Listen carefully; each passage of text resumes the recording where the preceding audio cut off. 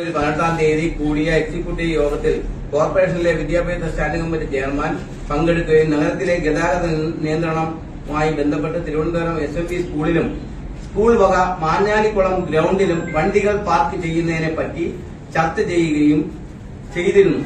വണ്ടികൾ പാർക്ക് ചെയ്യുന്നതിന് ഫീസ് ഈടാക്കുകയാണെങ്കിൽ സ്കൂളിന്റെ പുരോഗമനത്തിനായി ഈ തുക ഉപയോഗിക്കണമല്ലോ എന്ന് PTA വിലയിരുത്തി. 1000 കുട്ടികളോളം പഠിക്കുന്ന ഈ നഗരമധ്യത്തിൽ സ്ഥിതി ചെയ്യുന്ന സ്കൂളിന്റെ അവസ്ഥ വളരെ പരിതാപകരമാണ്. ഇതിൽ കിട്ടുന്ന തുക സ്കൂളിന്റെയും കുട്ടികളുടെയും ഉന്നമനത്തിന് ഉപയോഗിക്കുന്നതിന് വേണ്ടി അനുവദിക്കണമെന്ന് വിനയപൂർവ്വം അങ്ങേ അറിയിക്കുന്നു. എത്ര രൂപ വെച്ച് പിരിക്കണമെന്ന് കൊടുത്തിട്ടില്ല? അത് പറഞ്ഞിട്ടുണ്ട് സാറേ. ഇരുചക്ര വാഹനങ്ങൾ 30 രൂപ, ഓട്ടോറിക്ഷ 100 രൂപ, കാറ് 150 രൂപ, ടെമ്പോ 200 രൂപ, ബസ് 300 രൂപ. പക്ഷേ അന്ന് ഈ കമ്മിറ്റിക്കാര് വലിയ വണ്ടിയൊക്കെ വന്ന് ഈ അവിടെ നമ്മള് ഓട് പാവിയിടും, അതൊക്കെ പൊട്ടുമെന്നുള്ളതിൽ അദ്ദേഹം തന്നെ പറഞ്ഞ്, സാറേ ഞങ്ങൾ സ്കൂളിൽ പാവപ്പെട്ട കുട്ടികളാണ്, എന്തെങ്കിലും സഹായം, ഞങ്ങളിത് പണം സമ്പാദിക്കുന്നതല്ല, അവരുടെ കാര്യങ്ങൾക്ക് എന്തെങ്കിലും ചെയ്യാൻ വേണ്ടി.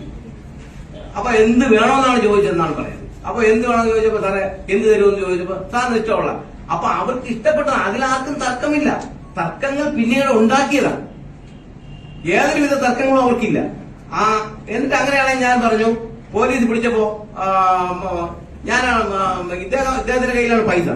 അപ്പൊ ഞാൻ പറഞ്ഞു, സാറേ മിനിറ്റ്സിൽ രേഖപ്പെടുത്തിയില്ല എന്നുള്ള കാര്യം എനിക്ക് അറിയില്ല, പക്ഷെ ഞങ്ങൾ എടുത്ത തീരുമാനപ്രകാരമാണ് അവർ പിരിച്ചത്. അപ്പൊ അധ്യാപകരെ ഇതിൽ ബലിയാടാക്കാൻ പറ്റൂല സാറ്, എന്റെ പേരിൽ കേസെടുക്കാൻ പറ്റും. അപ്പൊ ഇദ്ദേഹം ഓടിക്കൊണ്ട് വരണം പൈസയും കൊണ്ട്. ഇല്ലല്ല സാറേ, PTA പ്രസിഡന്റ് പൈസ പിരിച്ചില്ല, ഞാൻ പിരിച്ചത് ഞങ്ങളാണ് സാറേ എന്ന് പറഞ്ഞു. അപ്പൊ ഇല്ല, രണ്ടുപേരും പിടിച്ച അവസ്ഥയാണ്. അപ്പൊ ഞാൻ പറഞ്ഞു, സാറേ നിങ്ങൾ ഞാൻ എന്നെ കൊണ്ട് പോട്ടെ എന്ന് പറഞ്ഞു, ഞാൻ കേസ് ഏറ്റെടുത്തോളാം. അപ്പൊ പുള്ളി നിർബന്ധപൂർവ്വം വന്നതാണ്.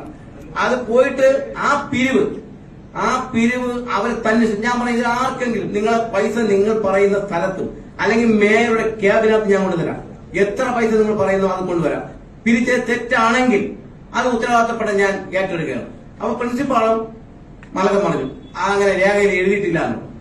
അങ്ങനെ ഞാൻ പറഞ്ഞു, ആ പൈസ എത്രയും പെട്ടെന്ന് ഞങ്ങൾ കൊണ്ടുവരാം, സാർ സമാധാനപ്പെടണം, ഇത് സ്കൂളാണ് എന്ന് ഞാൻ ആവർത്തിച്ച് പറഞ്ഞിട്ട് അദ്ദേഹം ഇല്ല. അദ്ദേഹം വരാൻ പോകുന്ന തെരഞ്ഞെടുപ്പും കൂടെ മുന്നിൽ കണ്ടിട്ടുള്ള ആവേശമായിരുന്നാണ് എനിക്ക് മനസ്സിലായത്.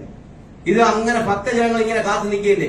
ഇദ്ദേഹം ലോകത്തെ ഏറ്റവും വലിയ സത്യസന്ധനായ ഒരു മേയർ എന്ന് വരുത്തി തീർക്കാനും കൂടെ അദ്ദേഹം ഒരു അഭ്യാസം കാണിച്ചതായിട്ടാണ് എനിക്ക് തോന്നിയത്. കാരണം നീ ജയിലിൽ എന്റെ കഴുത്ത് നടത്തി കളഞ്ഞാൽ എനിക്ക് സങ്കടമില്ലായിരുന്നു. ഈ വിദ്യാർത്ഥികൾ നാളെ ഇവിടെ വിദ്യാർത്ഥികൾ എത്ര പഠിക്കാൻ വരും, നാളെ അഡ്മിഷൻ എത്ര വരും എന്നുള്ള ഒരു ബോധം പോലും ഇല്ല. കാരണം ഇദ്ദേഹം സിറ്റിയിലുള്ള ആളല്ല, ഇവിടെ ദൂരമുള്ളവൻ. അപ്പൊ ആ ഒരു ഇതാണ് അദ്ദേഹം കാണിച്ചത്. അദ്ദേഹത്തിന്റെ വെമ്പൽ കണ്ടപ്പോ ഞാൻ വിചാരിച്ചു, ഇനി രണ്ടു കൈയും കൂപ്പി ഞാൻ സ്വീകരിച്ചു, നിങ്ങൾ തരുന്ന ശിക്ഷ ഞാൻ ഏറ്റുവാങ്ങാം. ഇദ്ദേഹത്തിനെ ഒഴിവാക്കി എന്നെ ജയിലിൽ കൊണ്ടുപോകാൻ പറഞ്ഞു. അങ്ങനെയാണ് വന്നത്. അപ്പൊ അവിടെ വന്നപ്പോ കേസെടുക്കാൻ പറഞ്ഞു. നിങ്ങൾ കേസെടുത്തോ, ഞാൻ അതിന്റെ തൊട്ട് പുറകെ ഇവിടെ നീതി പീഠമുണ്ടല്ലോ അവിടേക്ക് ഞാൻ പോകുമെന്ന് പറഞ്ഞുകൊണ്ട്. അപ്പൊ SHOയ്ക്ക് കാര്യങ്ങൾ മനസ്സിലായി. അവര് മറ്റൊന്നും ചെയ്തില്ല. 2 ആഴ്ച കഴിയുമ്പോൾ തന്നെ വാദം നടത്തി ഞങ്ങൾക്ക് ഒരു ഉത്തരവും തന്നു. അപ്പോ ഞങ്ങൾക്ക് ബോധ്യപ്പെട്ടു. അപ്പോ ഈ പിരിച്ചതെന്ന് പറയുന്നത് ഞങ്ങൾ പിടിച്ചു വാങ്ങിച്ചതല്ല, അവര് തന്നതാണ്. അതിലാർക്കും എന്തെങ്കിലും തർക്കം ഉണ്ടെങ്കിൽ നിങ്ങൾ മൊഴി കൊടുക്കാനും ഞാൻ പറഞ്ഞു. അവരാരും ഒന്നും മൊഴി കൊടുത്തില്ല. മൊഴി കൊടുത്തിരുന്നെങ്കിൽ കേസ് ഉണ്ടാവുമായിരുന്നല്ലോ. അങ്ങനെ തർക്കമുള്ളവരാരെങ്കിലും മൊഴി കൊടുക്കണ്ടേ? അങ്ങനെ അത്ര മേയർ ഇത് കാണിച്ചപ്പോ ആ മേയർ അവർ രണ്ടുപേരെ കൊണ്ട് മൊഴി കൊടുപ്പിക്കണം. അങ്ങനെയൊന്നും ചെയ്തില്ല.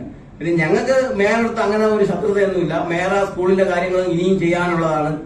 നല്ല കാര്യങ്ങൾ ചെയ്യുന്നതിന് നമ്മൾ കൂട്ടി നിൽക്കും. മേയറല്ല, ഇനി മന്ത്രിയായാലും ജനവിരുദ്ധ കാര്യങ്ങൾക്ക് ഇടപെട്ടാൽ ഞങ്ങൾ പ്രതിഷേധിക്കും. ആ കാര്യങ്ങൾ ഞാനിവിടെ ഓർമ്മിപ്പിക്കുന്നത്.